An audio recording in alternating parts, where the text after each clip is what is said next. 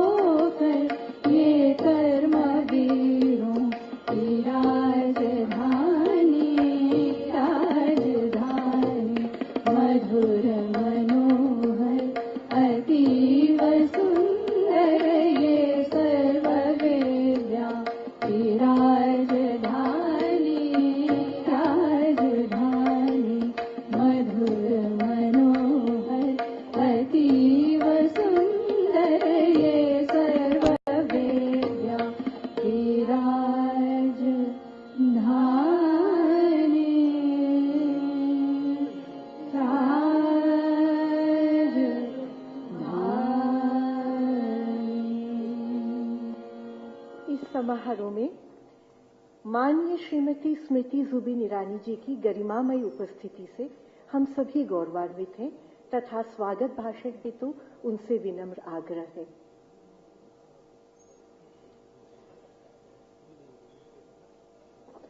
मंच पर विराजमान माननीय प्रधानमंत्री श्री नरेंद्र भाई मोदी, मंचस्थ मंत्रिमंडल में मेरे सहयोगी आदरणीय महेश शर्मा जी, मंचासीन minister in waiting Ahmed Hasan ji, मंचस्थ सभी महानुभावों के साथ साथ आज इस सभागार में उपस्थित आप सभी देवियों और सज्जनों को इस कार्यक्रम में स्वागत करती हूं। आप सबका वंदन एवं अभिनंदन करती हूं।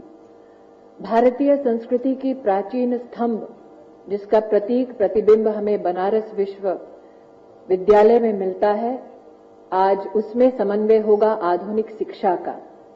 माननीय प्रधानमंत्री जी का आज इस सभागार में आगमन संकेत है कि लोकतंत्र में ताकत कितनी है कि एक सामान्य परिवार में, गांव में जन्मा एक व्यक्ति जनता के आशीर्वाद से जब लोकतंत्र के मंदिर में प्रवेश करता है तो इस ध्येय के साथ प्रवेश करता है कि उनके अपने जीवन में जो जो चुनौतियां रहीं, वो चुनौती किसी भी नागरिक के जीवन में ना आए। महामना का ये मानना था कि हमारे संसार में, समाज में सभी समस्याओं का समाधान शिक्षा में प्राप्त होता है। प्रधानमंत्री जी के दिशा निर्देश के अनुसार भारत के स्वतंत्र इतिहास में पहली बार शिक्षा के क्षेत्र में कई नए सुधार रूपी कार्यक्रम किए गए हैं। आज उनका अंश इस कार्यक्रम में आप सबको दिखाई देगा, प्राप्त होगा। मैं मानव संसाधन विकास मंत्री होने के नाते गर्व का अनुभव करती हूं कि प्रधानमंत्री जी के दिशा निर्देश अनुसार भारत में पहली बार एक ऐसा क्रेडिट नेटवर्क हमारे छात्रों को उपलब्ध कराया गया है ताकि वो छात्र जो हाथ से काम करना चाहते हैं, उनके हाथों को विद्या का भी आशीर्वाद मिले। कक्षा 9 से लेकर पोस्ट ग्रेजुएशन तक उनकी शिक्षा सुरक्षित हो, उन्हें शिक्षा के साधन और आयाम प्राप्त हो। ऐसे एक नए मानक का, एक नए कार्यक्रम का, एक नई सोच का सृजन माननीय प्रधानमंत्री जी के हस्तों हो चुका है। पहली बार हिंदुस्तान में कक्षा 12वीं के बाद 4 साल में बीए बीएड करके हमारे देश को अच्छे टीचर्स प्राप्त हो, ऐसा प्रधानमंत्री जी के मार्गदर्शन में कार्य भारत में हो चुका है। मैं आज अटल जी के जन्मदिन के अवसर पर महामना के चरणों में नमन करते हुए प्रधानमंत्री जी की उपस्थिति में मात्र यही कहना चाहती हूं कि अटल जी कहा करते थे, हार नहीं मानूंगा, रार नहीं ठानूंगा, काल के कपाल पर लिखता हूं, मिटाता हूं, गीत नया गाता हूं। आए एक नए संकल्प, एक नई उमंग, एक नई उम्मीद और नई सोच के साथ प्रधानमंत्री जी के निर्देश अनुसार उनके नेतृत्व में एक नए भारत का निर्माण हम सब करें। ऐसी शुभकामनाएं आप सबको प्रेषित करते हुए अपनी वाणी को विराम देती हूं। धन्यवाद।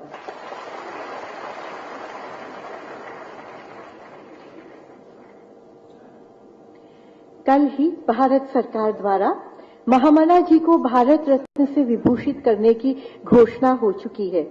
इस उपलक्ष्य में परम श्रद्धेय प्रधानमंत्री जी ने अपने ट्वीट में कहा था, Pandit Madan Mohan Malviya is remembered as a phenomenal scholar and freedom fighter who lit the spark of national consciousness among the people.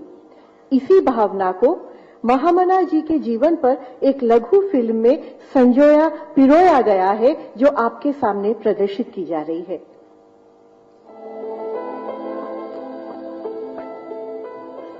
आधुनिक भारत में भारतीय शिक्षा नीति के जनक महामना पंडित मदन मोहन मालवीय जी शिक्षा के द्वारा देश में कृषक, वैज्ञानिक एवं औद्योगिक क्रांति का सूत्रपात करने वाले महानायक थे।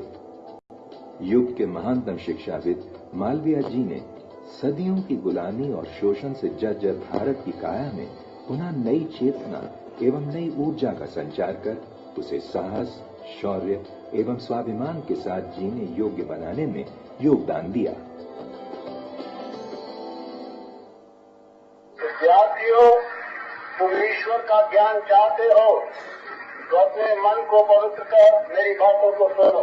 घट घट व्यापक काम जपरी मत कर बैर ऊंट मत भागे मत पर धन हर मत मत चाखे जीव मत मार हुआ मत खेले मत पर यही जरूर न पड़ी। इतने भाव को हृदय में स्थान ढूंढू तो परमात्मा को सुख देगा और मान देगा और देश का गौरव बढ़ाओ। 25 दिसंबर 1861 को प्रयाग में एक साधारण लेकिन शिक्षित परिवार में मालवीय जी का जन्म हुआ। महामना का व्यक्तित्व बहुआयामी था। अध्यापन के बाद पत्रकारिता और फिर वकालत के पेशे के साथ साथ विभिन्न राजनीतिक, सामाजिक व सांस्कृतिक क्षेत्रों में भी उनकी सक्रियता निरंतर रही। उन्होंने 1916 में ही नए उभरते भारत की नींव रखी और भारत के गौरव स्तंभ काशी हिंदू विश्वविद्यालय की स्थापना की। देश में पहली बार कृषि, विज्ञान, चिकित्सा, अभियांत्रिकी आदि विभिन्न क्षेत्रों में अनेक नवीन विषयों में उच्च शिक्षा एवं अनुसंधान का प्रबंध किया गया। भारत में विज्ञान और प्रौद्योगिकी की शुरुआत यहीं से होती है और इसी कारण से मालवीय जी राष्ट्रगुरु महामना कहलाए। गांधी जी ने उनके बारे में कहा था, मेरे चरित्र में दाग हो सकते हैं मगर मदन मोहन मालवीय बेदाग हैं। एक वैश्विक परिवेश में ऐसा माना जाता है कि सारे दुनिया में अच्छे टीचरों की बहुत बड़ी मांग,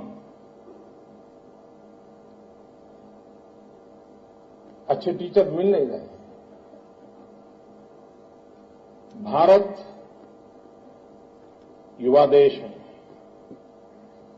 क्या भारत ये सपना नहीं दे सकता है हमारे देश से बहुत ही उत्तम प्रकार के टीचर हम एक्सपोर्ट करेंगे? सभी को शिक्षा के समान और निष्पक्ष अधिकार के संकल्प से ही देश को सशक्त व सुदृढ़ बनाया जा सकता है। देश ने स्कूली और उच्च शिक्षा सबको उपलब्ध कराने की ओर काफी प्रगतिशील कदम उठाए हैं। पिछले कुछ समय में देश में लगभग 15 लाख स्कूल और लगभग 15,000 नए कॉलेज खोले गए हैं। देश के हर नागरिक को शिक्षा उपलब्ध कराने के हमारे संकल्प को पूरा करने के लिए स्कूलों और कॉलेजों के अधिकतम विस्तार और कठिन प्रयासों की आवश्यकता है। इसके लिए हमें भारी संख्या में अध्यापक और अध्यापन प्रशिक्षण संस्थानों की आवश्यकता होगी। साथ ही सूचना और संचार तकनीकी के इस्तेमाल द्वारा सृजनात्मकता का विकास और शिक्षा के श्रेष्ठतम अंतर्राष्ट्रीय मानकों को प्राप्त करना भी जरूरी है। हमारा मुख्य उद्देश्य अध्यापकों और अध्यापन से जुड़े सभी मामलों को विस्तार से संबोधित करना है। हम अत्यंत प्रसन्नता और गर्व के साथ शिक्षा और शिक्षकों के लिए पंडित मदन मोहन मालवीय राष्ट्रीय मिशन देश को समर्पित करते हैं।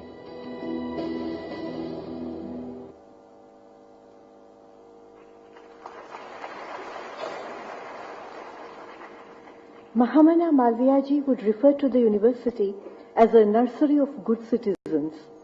Thus it is befitting that the university grants commissions Inter-University Center for Teachers Education with an initial allocation of about ₹100 crores is being launched in Banaras Hindu University.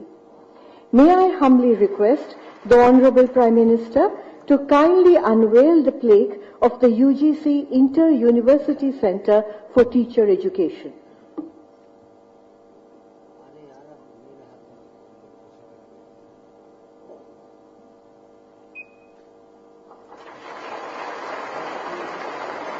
The Inter-University Center is a part of the path-breaking Pandit Madan Mohan Malviya National Mission on Teachers and Teaching.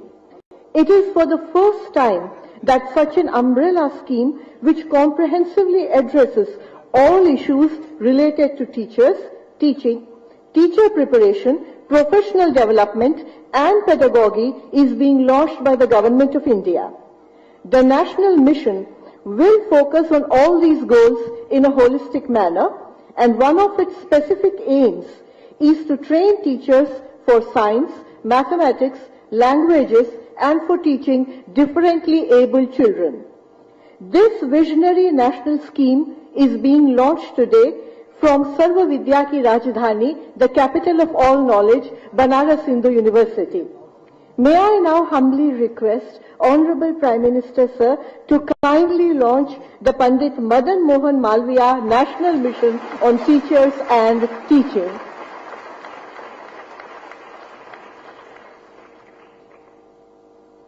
The Honorable Prime Minister's strong personal connect with the people of India at the ground level is complemented by his online presence.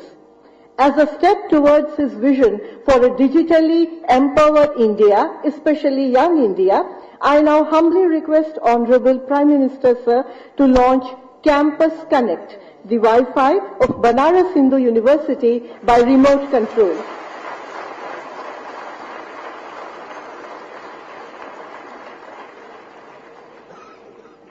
आज से बनारस में 5 दिवसीय संगीत, नृत्य, नाटक, साहित्य, ललित कला एवं वृत्त चित्र उत्सव संस्कृति का प्रारंभ होने जा रहा है।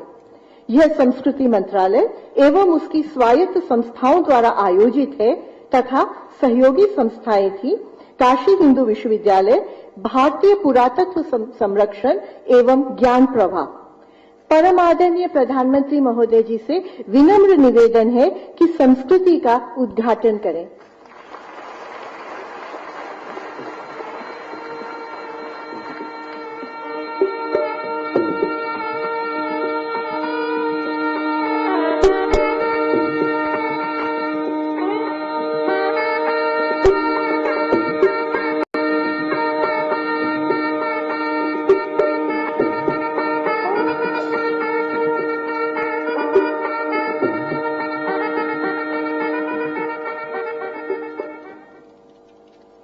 कुछ दिन पूर्व बनारस में परम श्रद्धेय प्रधानमंत्री जी ने ट्रेड फैसिलिटेशन सेंटर और क्राफ्ट म्यूजियम में आयोजित समारोह में जिस विजन की रूपरेखा खींची थी, उसी को मूर्त रूप देने का प्रयास है मानव संसाधन मंत्रालय की ओर से युक्ति। शिल्पकारों के उन्नयन एवं उनके सशक्तिकरण हेतु यह पहल भारतीय औद्योगिक संस्थानों के साथ की जा रही है। परम श्रद्धेय प्रधानमंत्री महोदय से विनम्र निवेदन है कि अपने कर कमलों द्वारा युक्ति के अंतर्गत आयोजित बनारस काष्ठ खिलौना प्रतियोगिता के विजेताओं को प्रमाण पत्र प्रदान करें। इस प्रतियोगिता के प्रथम पुरस्कार प्राप्त करने वाले विजेता हैं श्री नंदलाल शर्मा जी।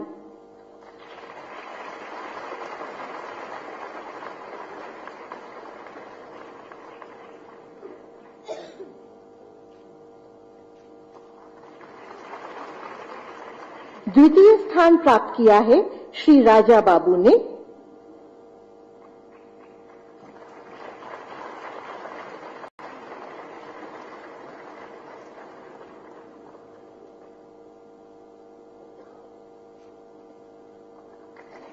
तीसरे स्थान पर रहे हैं श्री सिंकू प्रजापति।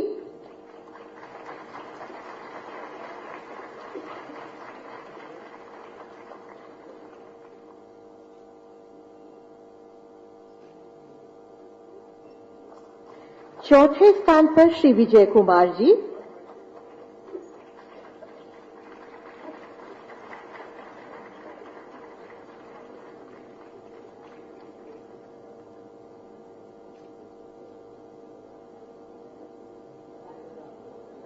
पांचवें स्थान पर रहे हैं Shri Ganesh Maurya ji.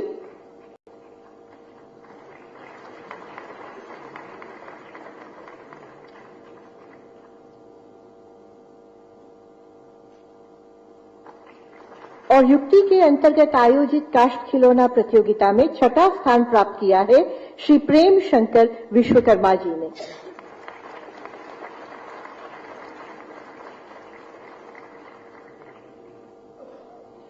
We feel blessed by the august presence of the Honorable Prime Minister, Sir, amongst us today, who has arrived as a ray of hope in the life of 1 billion Indians.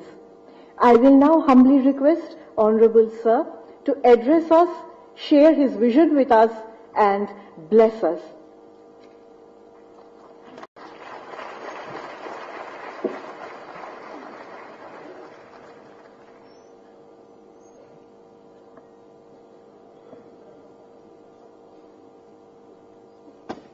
मंच पर विराजमान मंत्रिपरिषद के मेरे साथी स्मृति ईरानी जी, डॉक्टर महेश शर्मा जी, राज्य सरकार के मंत्री श्रीमान अहमद हसन जी, श्री सत्यनारायण जी, श्री रविन्द्र सिंह, श्री वेद प्रकाश जी, श्रीमान त्रिपाठी जी, उपस्थित सभी महानुभाव,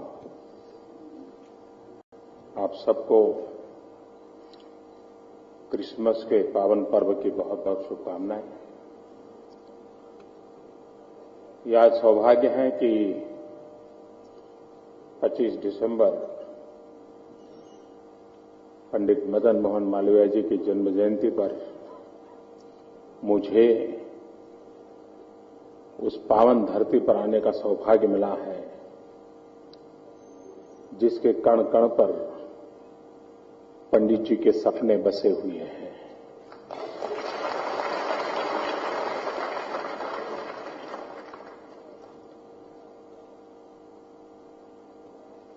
जिनकी उंगली पकड़ करके हमें बड़े होने का सौभाग्य मिला, जिनके मार्गदर्शन में काम करने का सौभाग्य मिला, ऐसे अटल बिहारी वाजपेयी जी का भी आज जन्मदिन है। और आज जहां पर पंडित जी का सपना साकार हुआ, उस धरती के नरेश, उनकी पुण्यतिथि का भी अवसर है। उन सब महापुरुषों को नमन करते हुए आज एक प्रकार से ये कार्यक्रम अपने आप में एक पंचामृत है। एक ही समारोह में अनेक विविध कार्यक्रमों का आज कोई न कोई रूप में आपके सामने प्रस्तुतिकरण हो रहा है। कहीं शिलान्यास हो रहा है, तो कहीं युक्ति का प्रमोशन हो रहा है, तो टीचर्स ट्रेनिंग की व्यवस्था हो रही है, तो काशी जिसकी पहचान में एक बहुत महत्वपूर्ण बात है, यहाँ के सांस्कृतिक विरासत, उन सभी का एक साथ आज आपके बीच में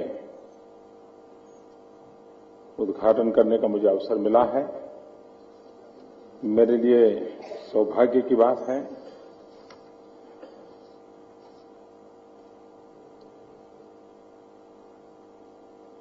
मैं विशेष रूप से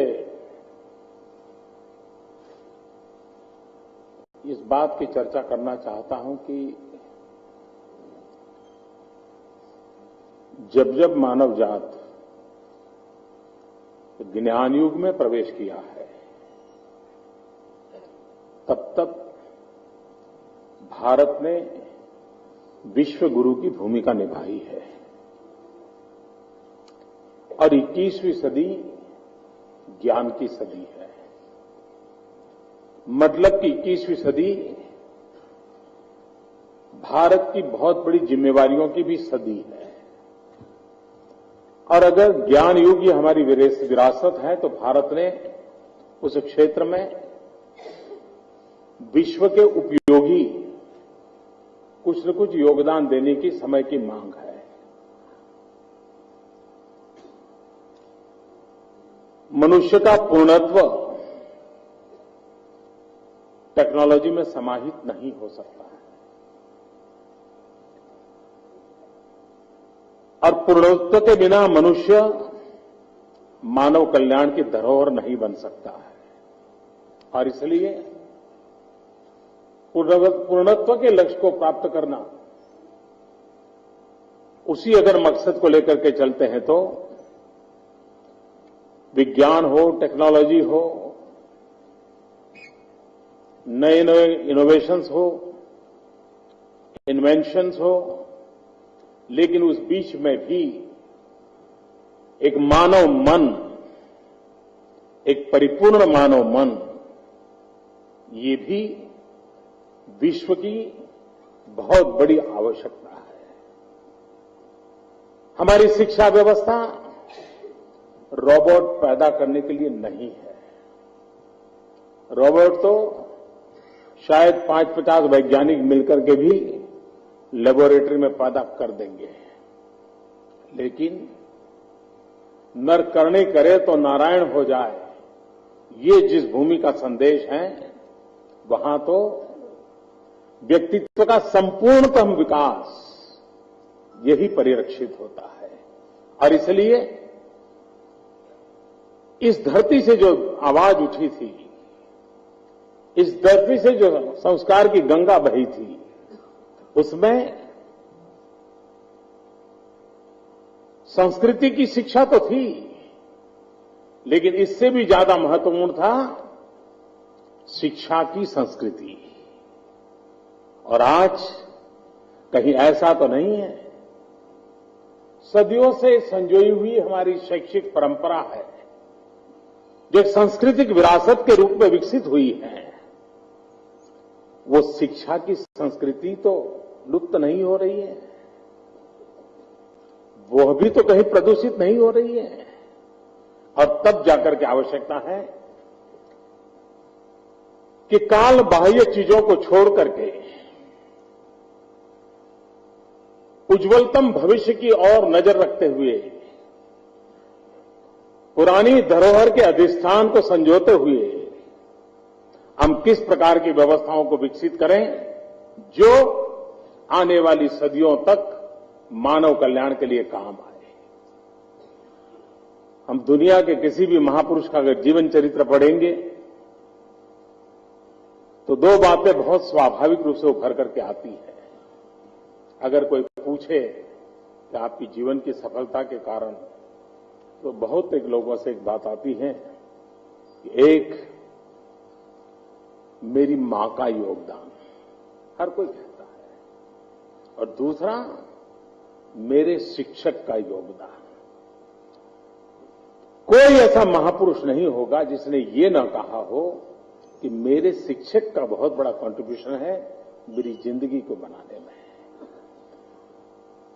अगर ये हमें सच्चाई को हम स्वीकार करते हैं तो हम ये बहुमूल्य हमारी जो धरोहर है, इसके हम और अधिक तेजस्वी कैसे बनाएं और अधिक प्राणवान कैसे बनाएं।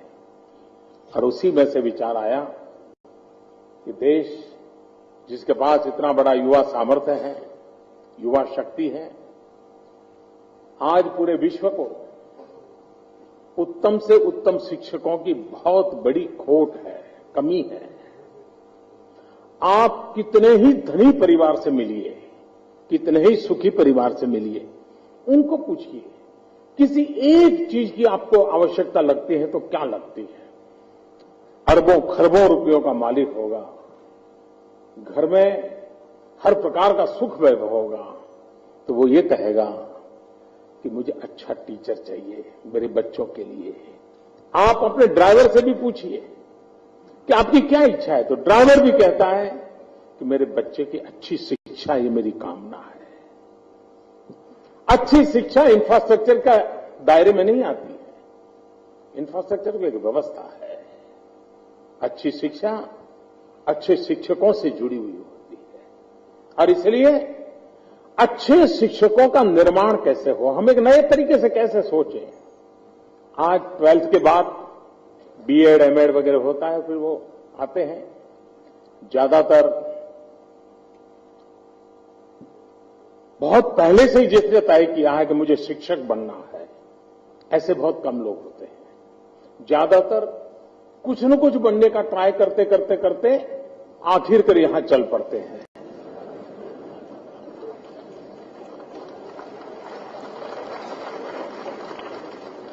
मैं यहां के लोगों की बात नहीं कर रहा हूं।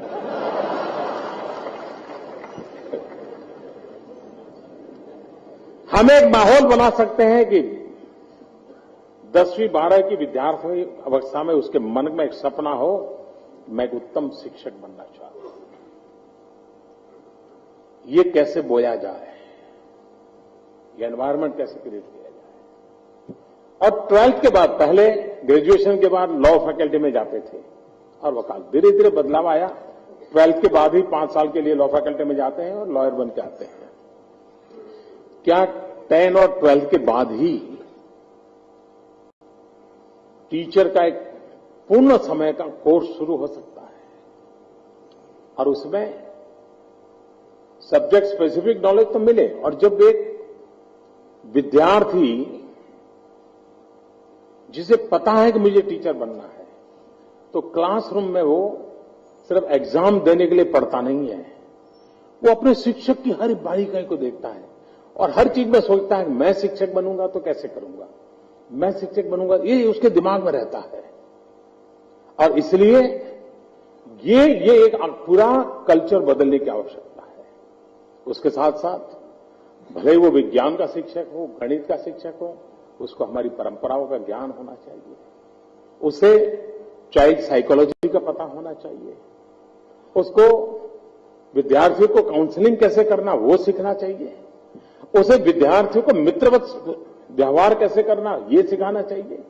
और ये चीजें ट्रेनिंग से हो सकती है, ऐसा नहीं है कि सब नहीं हो सकता है, सब कुछ ट्रेनिंग से हो सकता है। और अगर हम इस प्रकार के उत्तम शिक्षकों को तैयार करें, मुझे विश्वास है दुनिया को जितनी शिक्षकों की जरूरत है ना, हम पूरे विश्व में, भारत के पास इतना बड़ा युवा धन है, लाखों की तादाद में हम शिक्षक एक्सपोर्ट कर सकते हैं।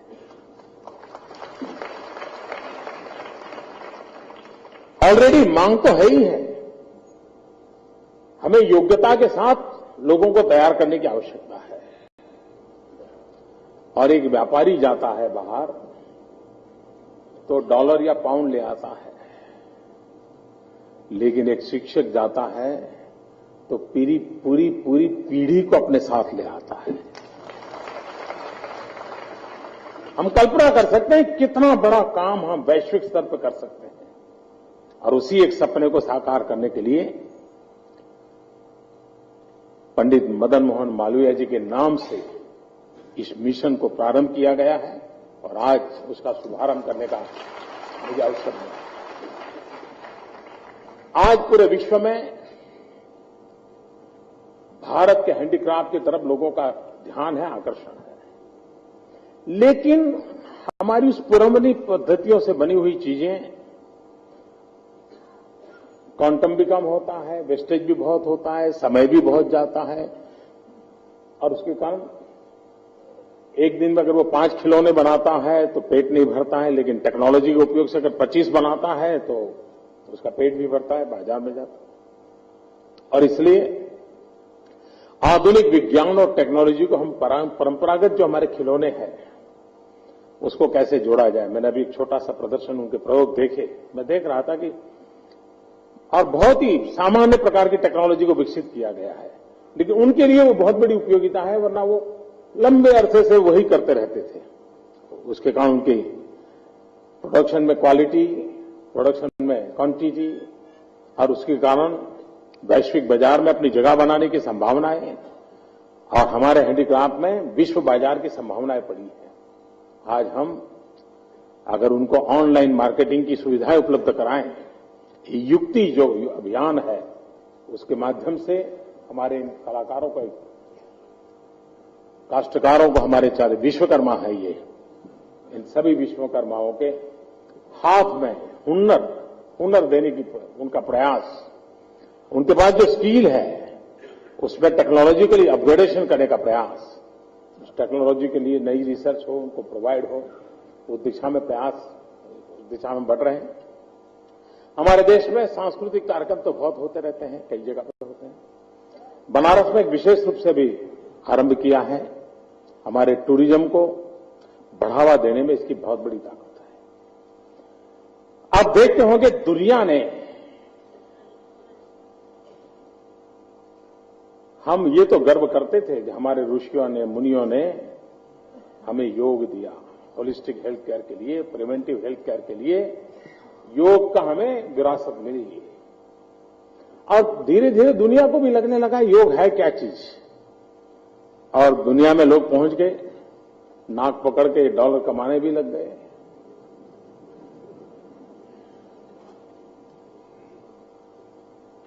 लेकिन ये शास्त्र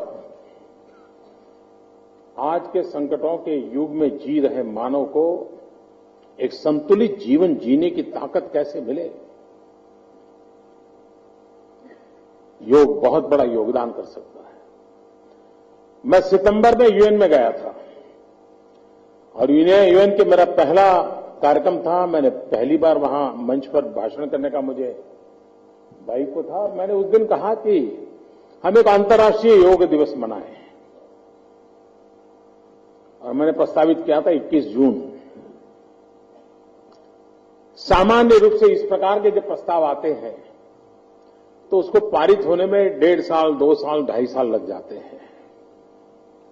अब तक ऐसे जितने प्रस्ताव आए हैं उसमें ज्यादा से ज्यादा 150-160 देशों ने सहभागिता दिखाई है। जब योग का प्रस्ताव रखा, मुझे आज बड़े आनंद और गर्व के साथ कहना है और बनारस के प्रतिनिधि के नाते बनारस के नागरिकों को ये हिसाब देते हुए मुझे गर्व होता है कि 177 कंट्रीज को स्पॉन्सर बनी, जो एक वर्ल्ड रिकॉर्ड है। इस प्रकार के प्रस्ताव में 177 कंट्री का को स्पॉन्सर बनना ये वर्ल्ड रिकॉर्ड है। और जो काम 1.5-2 साल लगते हैं वो करीब करीब 100 दिन के अंदर पूरा हो गया और यूएन ने उसको घोषित कर दिया। ये भी अपने आप में एक वर्ल्ड रिकॉर्ड है। हमारी सांस्कृतिक विरासत की ताकत है। हम दुनिया के सामने आत्मविश्वास के साथ कैसे ले जाएं? हमारा गीत, संगीत, नृत्य, नाट्य, कला, साहित्य कितनी बड़ी विरासत है। सूरज उगने से पहले कौन सा संगीत और सूरज उगने के बाद कौन सा संगीत, यहां तक कि बारीक रेखाएं बनाने वाला काम हमारे पूर्वजों ने किया है। और दुनिया में संगीत तो बहुत प्रकार के हैं, लेकिन ज्यादातर संगीत तन को डुलाते हैं। बहुत कम संगीत हैं जो मन को डुलाते हैं। हम उस संगीत के धनी हैं जो मन को डुलाता है। और मन को डुलाने वाले संगीत को विश्व के अंदर कैसे रखें, यही प्रयासों से वो आगे बढ़ने वाला है। लेकिन मेरे मन में विचार है, क्या बनारस की कुछ स्कूल, इसके लिए एक स्कूल हो, कॉलेज हो, आगे आ सकते हैं क्या? और बनारस के जीवन पर ही एक विषय पर एक स्कूल की मास्टरी हो। बनारस की विरासत पर कोई एक स्कूल हो जिसकी तुलसी पर मास्टरी हो, कोई स्कूल हो जिसकी कबीर पर हो। ऐसी जो भी यहां की विरासत है उन सब से। और हर दिन शाम के समय 1 घंटा उसी स्कूल में एक नाट्य मंच पर डेली उसका कार्यक्रम हो। और जो टूरिस्ट आए, जिसको कबीर के पास जाना है वो उस स्कूल में चला जाएगा, बैठेगा घंटे पर। जिसको तुलसीदास के पास जाना है वो उस स्कूल में चला जाएगा, वहां बैठेगा घंटे पर। धीरे धीरे स्कूल टिकट भी रख सकती है, पॉपुलर हो जाएगी, स्कूल की इनकम भी बढ़ सकती है। लेकिन काशी में आया हुआ टूरिस्ट वो आएगा हमारे पूर्वजों के प्रयासों के कारण, बाबा भोलेनाथ के कारण आएगा, मां गंगा के कारण आएगा, लेकिन रुकेगा हमारे प्रयासों के कारण। आने वाला है, उसके लिए मुझे और आपको कोई मेहनत नहीं करनी पड़ेगी, क्योंकि वो जन्म से ही तय करके बैठा है कि एक बार तो बाबा के दरबार में जाना है। लेकिन वो रात यहां तब रुकेगा हम उसको रुकने के लिए मजबूर करें, ऐसी व्यवस्थाएं विकसित करें। और एक बार अगर रात रुक गया तो यहां के 5-50 नौजवान को रोजगार मिलना ही मिलना है। वो 200-500 हजार रुपया खर्च करके जाएगा जो बनारस की इकोनॉमी को चलाएगा। और हर दिन अगर ऐसे हजारों लोग आते हैं, रुकते हैं, तो पूरी इकोनॉमी यहां की कितनी आगे बढ़ सकती है। लेकिन इसके लिए ये चीजें, छोटी छोटी चीजें काम आ सकती है। हमारे हर स्कूल में कैसा हो, हमारे जो सांस्कृतिक कार्यक्रम होते हैं, परंपरागत जो हमारे पास ज्ञान विज्ञान है, जो उसको तो प्रस्तुत करें, लेकिन समय के मांग उस प्रकार की स्पर्धाएं हो सकती है। मान लीजिए हम ऐसे नाट्य लेखक हो जो स्वच्छता पर ही बड़े टची नाट्य लेखन लिखे। अगर स्वच्छता के कारण गरीब को कितना फायदा होता है। आज गंदगी के कारण एवरेज एक गरीब को 7,000 रुपया दवाई का खर्चा आता है। अगर हम स्वच्छता कर लें तो गरीब का 7,000 रुपया बच जाता है। 3 लोगों का परिवार है तो 21,000 रुपया बच जाता है। इस स्वच्छता का कार्यक्रम एक बहुत बड़ा अर्थकारण भी उसके साथ जुड़ा हुआ है और स्वच्छता ही है जो टूरिज्म के लिए बहुत बड़ी आवश्यक होती है। क्या हमारे सांस्कृतिक कार्यक्रमों में ऐसे नाट्य मंचन, ऐसे काव्य, ऐसे गीत, कवि सम्मेलन हो तो स्वच्छता पर क्यों ना हो? उसी प्रकार से बेटी बचाओ, भारत जैसा देश जहां नारी के गौरव की बहुत बड़ी गाथाएं हम सुनते हैं, इसी धरती की बेटी रानी लक्ष्मीबाई को हम बार बार याद करते हैं, लेकिन उसी देश में बेटी को मां के गर्भ में मार देते हैं। इससे बड़ा पाप कोई हो नहीं सकता है। क्या हमारे नाट्य मंचन पर हमारे कलाकारों के माध्यम से लगातार बार बार हमारी कविताओं में, हमारे नाट्य में, हमारे संवाद में, हमारे निबंध लेखन में बेटी बचाओ इस अभियान घर घर पहुंचा सकते हैं? भारत जैसा देश जहां चींटी को भी अन्न खिलाना ये हमारी परंपरा रही है, गाय को भी खिलाना हमारी परंपरा रही है, उस देश में कुपोषण हो हमारी बालकों को, उस देश में सगर्भा माता कुपोषित हो, इससे बड़ी पीड़ा की बात क्या हो सकती है? क्या हमारे नाट्य मंचन के द्वारा, हमारी सांस्कृतिक धरोहर के माध्यम से हम इन चीजों को प्रबोधन के लिए उपयोग में ला सकते हैं क्या? मैं कला और साहित्य से, जगत से, लोगों से आग्रह करूंगा कि हम इस नए रूप में देश को झकझोरने के लिए कुछ करें। जब आजादी का आंदोलन चला था तब यही तो साहित्यकार और कलाकार थे जिनकी कलम ने देश को खड़ा कर दिया था। स्वतंत्र भारत के अंदर सुशासन का मंत्र लेकर के चल रहे तक यही हमारे कला और साहित्य के लोगों की कलम के माध्यम से हम एक राष्ट्र में नवजागरण का माहौल बना सकते हैं। मैं उन सबको निमंत्रित करता हूं। ये सांस्कृतिक सप्ताह यहां मनाया जा रहा है, उसके साथ यहां पर इसका भी चिंतन हो, मनन हो और देश के लिए इस प्रकार की स्पर्धाएं हो और देश के लिए इस प्रकार का काम हो। मुझे विश्वास है यही प्रयास है, सपने पूरे हो सकते हैं साथियों। देश दुनिया में नाम रोशन कर सकता है। मैं अनुभव से कहता हूं, 6 महीने के कम समय के मेरे अनुभव से कहता हूं, पूरा विश्व भारत की ओर देख रहा है। हम तैयार नहीं, हम तैयार नहीं। हमें अपने आप को तैयार करना है, हमें अपने आप को सज्ज करना है। विश्व तैयार बैठा है। मैं फिर एक बार पंडित मदन मोहन मालवीय जी की इस पवित्र धरती को प्रणाम करता हूं, उस महापुरुष को प्रणाम करता हूं। आपको बहुत बहुत शुभकामनाएं देता हूं। धन्यवाद।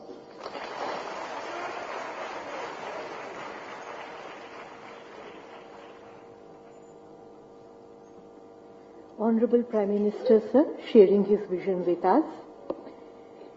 इस कार्यक्रम में आदरणीय डॉक्टर महेश शर्मा जी, माननीय राज्य मंत्री स्वतंत्र प्रभार, पर्यटन मंत्रालय एवं संस्कृति मंत्रालय की विशिष्ट उपस्थिति से हम गौरवान्वित हैं।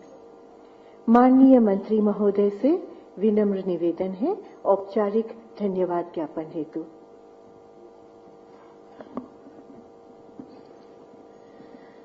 आदरणीय प्रधानमंत्री जी, मानव संसाधन मंत्री आदरणीय स्मृति जी, श्रीमाद अहमद हसन साहब, कुलपति श्री त्रिपाठी जी, रविंद्र जी, वेद प्रकाश जी, मोहंती जी, सामने उपस्थित विद्वत जन, गिरधर मालवीय जी और उनका पूरा परिवार और छायाकार पत्रकार बंधुओं, मैं आप सबको प्रणाम करता हूं, आभार व्यक्त करता हूं कि इस कार्यक्रम की गरिमा में आप सब लोग उपस्थित हुए। संस्कृति मंत्रालय का ये गौरव है कि आज पहली बार सभी स्वायत्त संस्थाओं ने मिलकर इस ऐतिहासिक कार्यक्रम को पूरा किया है। संस्कृति उत्सव के माध्यम से बनारस की जो घनी संस्कृति है इसके बारे में हम सब लोग जाने, इस महोत्सव के माध्यम से ये एक प्रदर्शन किया है और मुझे धन्यवाद प्रदर्शित करता हूं आदरणीय प्रधानमंत्री जी का, जिन्होंने हमारे इस प्रार्थना को स्वीकार किया इसके उत्सव की शुरुआत कर। वास्तव के अंदर बनारस एक ऐतिहासिक नगरी है जहां बाबा विश्वनाथ हैं, पतित पावनी मां गंगा है और सच्चाई यह है कि भारत को इसकी संस्कृति ने बहुत कुछ दिया है। बनारस की संस्कृति ने, अब बारी हमारी है कि इस बनारस को हम कुछ वापस करें।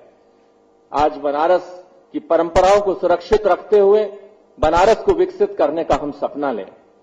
आज हमारा युवा पहले मलेशिया या थाईलैंड जैसे देश जाने से पहले अपने भारत की घनी संस्कृति में कुछ खोजे।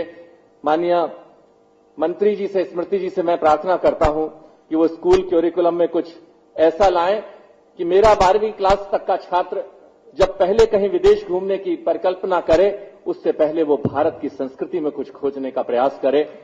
मैं चाहूंगा कि एक और मौका भी है कि 12वीं क्लास तक का अगर छात्र अगर जाने से पहले अपने म्यूजियम, अपने रिच हेरिटेज के बारे में जाने तो शायद ये हमारे लिए गौरव की बात होगी। मैं भारत की इस माटी को, उत्तर प्रदेश की खासतौर पर इस माटी को, बनारस के लोगों को भी आभार व्यक्त करता हूं कि आपने एक ऐसा प्रधान सेवक के रूप में प्रधानमंत्री हमारे देश को दिया है जिसका सपना है, उस प्रधान सेवक का सपना है कि भारत की समृद्ध संस्कृति, रिच हेरिटेज को पर्यटन के रोजगारपरक माध्यम से एविएशन के पंख लगाकर विश्व के कोने कोने में हम ले जाएं। उस सपने को साकार करने में सहभागी बनने का मुझे भी मौका आदरणीय प्रधानमंत्री जी ने दिया है। मैं विश्वास दिलाता हूं कि 28 साल में जिस 80 घाट की सफाई का काम हम नहीं कर सके, 28 दिन के अंदर आज आपने देखा होगा, आज उसकी शुरुआत हुई है। आज हम सब चीजें सरकारों पर नहीं छोड़ सकते। आज अगर हमें अपने इस बनारस की संस्कृति को अक्षुण्ण रखना है तो हमें यह संकल्प लेना होगा कि बाबा विश्वनाथ के मंदिर में आने वाला पर्यटक, विदेशी पर्यटक, जिसे यहां से ज्ञान, यहां से बोध, यहां से योग, यहां की विजडम को लेकर जाना चाहिए, वो कोने में पड़ी हुई किसी गंदगी की फोटोग्राफ लेकर ना जाए, यहां की विजडम को लेकर साथ जाए। और जिसके लिए प्रयास हमें करने होंगे, दशाश्वमेध बाग घाट पर गौ माता बैठी हुई है, पत्थर की सीढ़ियां उसके बैठने के लिए नहीं है। ये हमें प्रयास करना होगा कि गौवंश वहां पर ना हो। मेयर साहब यहां बैठे हुए हैं। हमें प्रयास करना होगा कि बाबा विश्वनाथ के मंदिर पर हम सब लोगों को सहयोग से, पर्यटन मंत्रालय और संस्कृति मंत्रालय के सभी अधिकारी आए हैं, हम ये वादा करके जाते हैं कि आने वाला बनारस अब से अधिक सुंदर होगा, अब से अधिक भव्य होगा, अब से अधिक आस्था का केंद्र होगा। मैं इसी संकल्प के साथ आप सबको पुनः प्रणाम करते हुए, धन्यवाद देते हुए आभार व्यक्त करता हूं आपके सबकी उपस्थिति के लिए। बहुत बहुत प्रणाम।